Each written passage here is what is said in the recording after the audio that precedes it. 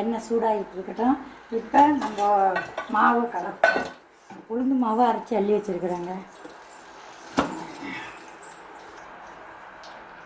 உளுந்து மாவு அரைச்சி இஞ்சி கொஞ்சம் பச்சை மிளகா தேவையான அளவுக்கு ஒரு 3 பச்சை மிளகா உப்பு எல்லாம் போட்டு அரைச்சிட்டேன் உளுந்து மாவை. இப்போ 3 ஸ்பூன் அரிசி மாவு, சின்ன ஸ்பூனால் 3 ஸ்பூன் அரிசி மாவு போட்டுட்டேன். கருவேப்பிலை பொடியாக நறுக்கி கருவேப்பிலை, பொடியாக நறுக்குன்னு மல்லித்தழை, நல்லா 4 வெங்காயம், அதுக்கு தேவையான அளவுக்கு வெங்காயம், மிளகு கொஞ்சங்க, நல்லா 1 ஸ்பூன் அளவுக்கு மிளகு,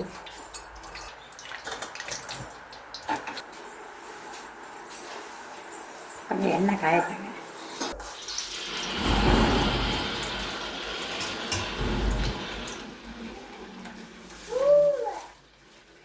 அது தட்டி எண்ணெயை போட்டு அப்படியே அழகாக போடணுங்க.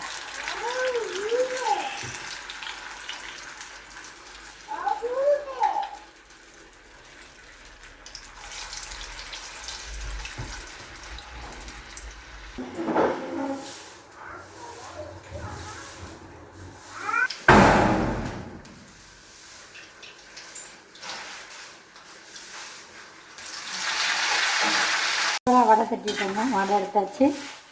ரெடி வடை. நல்லா மொறு மொறுன்னு